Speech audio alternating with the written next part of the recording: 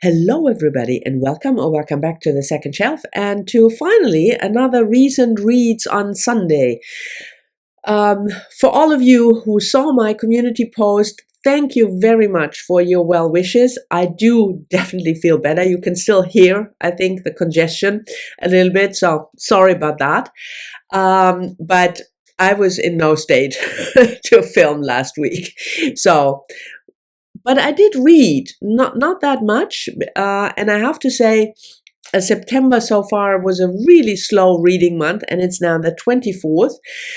Today, first I was away for a week, and then work travel, and then I fell ill, and that kind of slowed down my reading. But once I felt a little bit better, I could actually finish a couple of books. Yeah, me. And the first one I want to talk to you about is a nonfiction book. I mentioned it once or twice that I'm reading it. It's one of the slow read books that I have on the go, and they take a couple of months to finish, and I do that on purpose. So no bad feelings about that. And this book is If/Then by Jill Lepore, How the Simulcasts Corporation Invented the Future. And this book was published in 2020. And it's the rough, a little bit not gleamy, and floppy. I love this type of book. I really do. I have never read Jill Lepore. She is most known for her best-selling book, These Truth, about the United States. But Heidi from my reading life told me about it, and in the sense that it might be a book that I really enjoy, and she was right.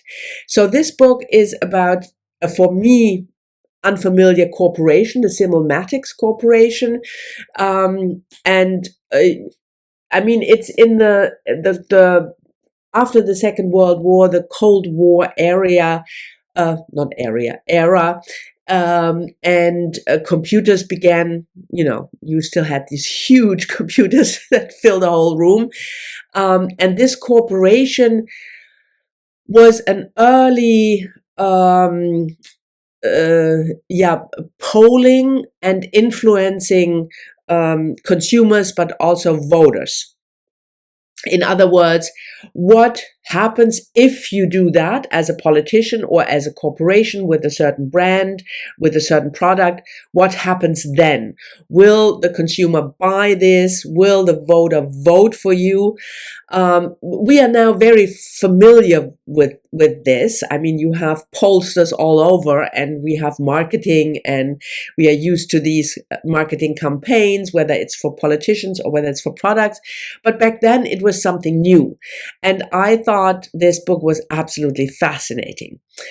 Also because it's mostly focusing not on a product branding, but on voting behavior. So how do we get people to vote a certain way? And so it really details the elections of the 1950s and 60s, Kennedy, Nixon.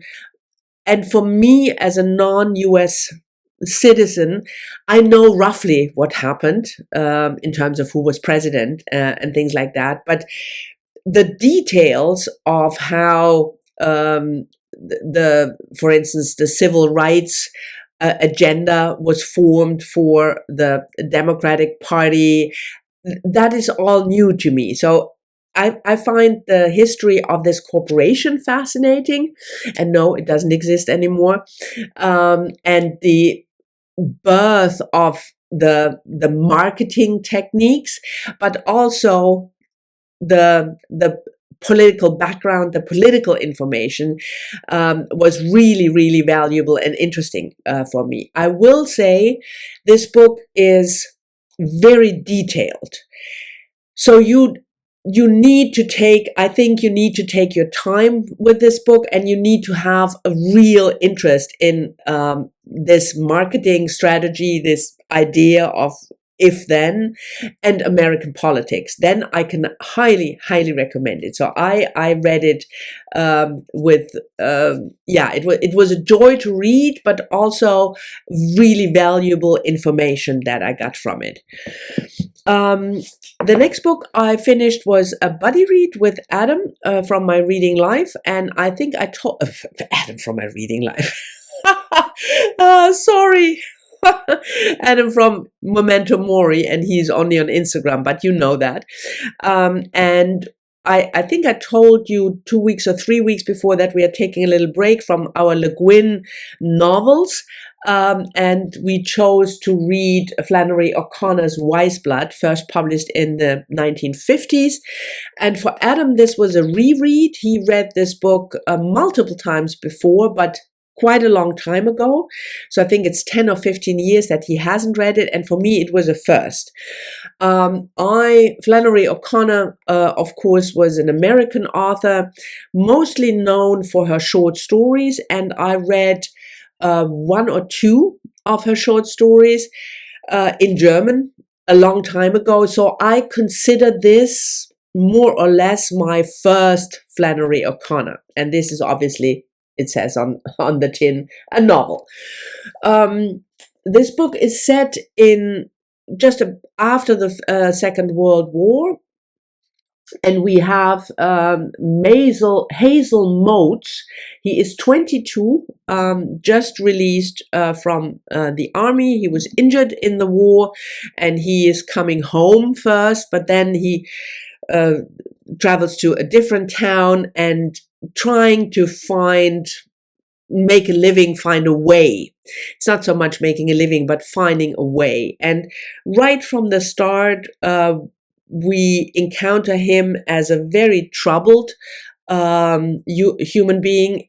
I think in modern terms, you would probably say he has PTSD from the war, and because he was injured pretty badly, and his struggle with religion.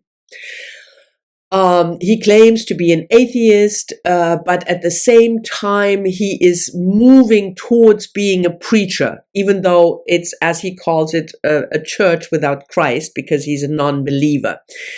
And he encounters a couple of people that are significant for his life. One is a preacher, a street preacher, with his young teenage daughter, and the other is a kind of enigmatic figure called Enoch.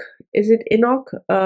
Emery, Enoch Emery, who is, that's the title of the book, who has wise blood, so who has kind of foresight, insight. And then, of course, you can already, from this premise, you can already gather that it's not going to end well for Hazel. I'm not going to spoil the story, but you know that, I would say, from the opening pages, that this cannot be a book with a happy ending. It's rather bleak. It's rather dark. And the main theme is this idea of religion and religious, fake religion also. And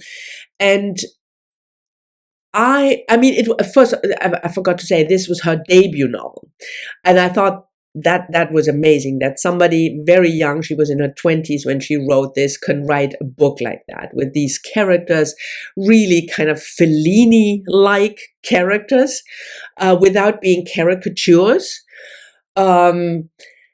It's not my favorite book, but that is a very subjective, because it's always subjective if you like or don't like a book, but the religious thing, it's just not engaging me that much. But the surrealistic feel of the book is, it's something that you will ponder, I would say. So if you're not familiar with Flannery O'Connor, I don't know whether this is the best book to start with, like I said, because she is mainly famous for her short fiction. But I really liked it. I wouldn't say I enjoyed it, but I thought it was really good. And it was on my 1001 books by women that I want to read before I die. So I checked one off this list as well. And the third book I read was a memoir, Soundings by Doreen Cunningham, Journeys in the Company of Whales. And this book is, I think it was published last year. Let me just check. Yes, 2022. I'm a little torn about this book.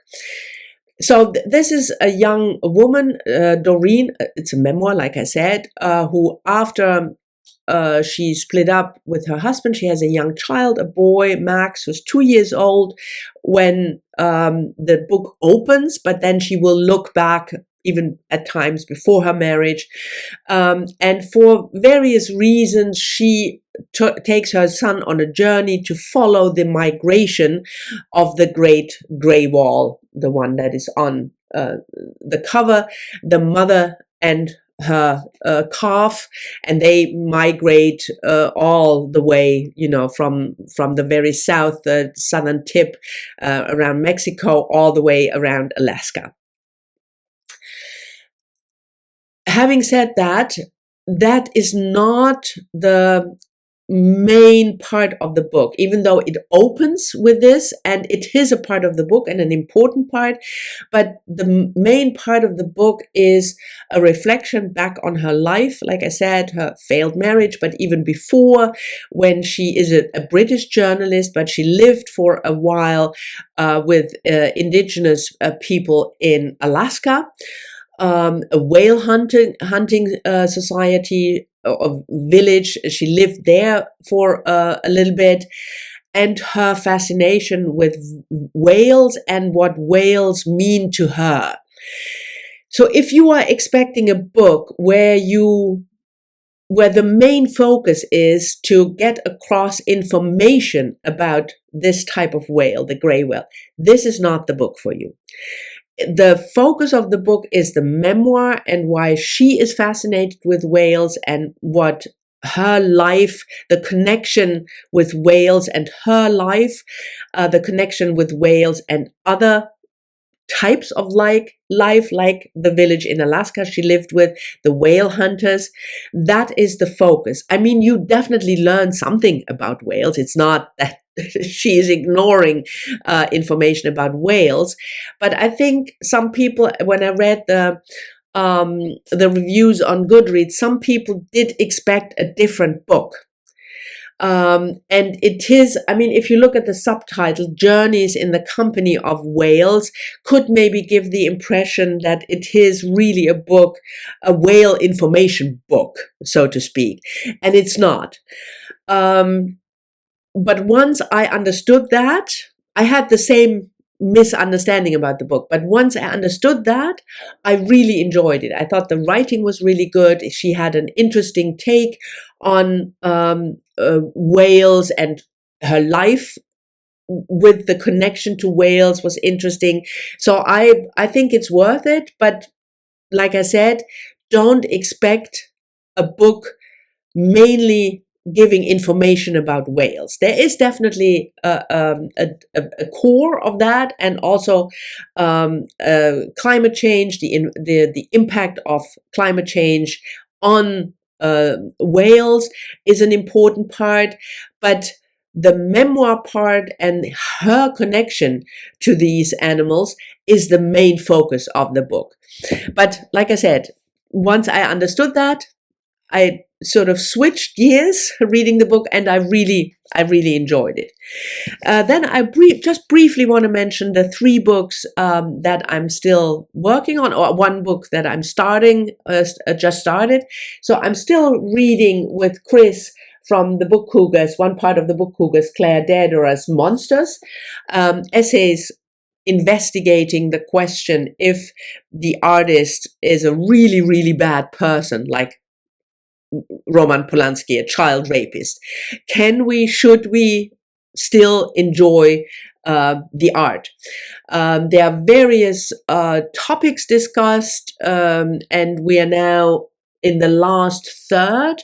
And I will say, so far, I find the beginning of the book, the explorations of this theme that I just mentioned, stronger than the last three essays, where she investigates her own monstrousness. Maybe I felt were a bit weaker, but we still have 5 essays or so, 4 essays to go. So I will talk more about it once I've finished the book. And I made a start with Le Guin's poetry. Like I said earlier, Adam and I working our way through Le Guin's backlist, and we're taking a break from the novels, but we are now starting to read the poetry. And this is a huge collection, so it's not that we are starting page 1 and now we're reading through, but we started with the first collection, Wild Angels. That's about 20 pages or so, and I read 5 or 6 poems so far, and I think we will check in towards the end of the month with this first collection, and then we will take it slow. It will take us quite some time to read the whole thing, and it's heavy. And it was a present, by the way, from Adam for my birthday. And the book that I just started is this one, Christine de Pizan, The Book of the City of Ladies. And this book was translated from the French by Rosalind Brown Grant. The original is from 1405. This edition, The Penguin, is from 2000. And it is the pick for my 12 classics, the September pick. But I'm late. So if you're reading along, I probably won't be able to finish this book and discuss it before the beginning of October. I was supposed to read it in the week that I fell ill, so I'm just behind. And it's a non-fiction response book. She was the first professional woman of letters, and in this book she is frustrated about male writers, how they write about women, and she has a vision about how the city of ladies, how that could work. So it's an answer to the sexist literature of her time that she was annoyed with. So I'm really looking forward to this one. And I also finished a couple of, yes, Robert, Booktubeprize books. So I'm almost done. I will probably be able to hand in my ranking either this weekend or beginning of next week. So in time before the deadline of the 30th of September. And then the winner will be, or the 3 winners, we always do gold, silver, and bronze medals in both categories, fiction and non-fiction, will be announced beginning of October. So this was my recent reads with a little congestion. Again, sorry about that. Thank you very much for watching. I hope you've enjoyed it. And as always, I'm very much looking forward to your comments, and I'll talk to you all soon in the next one.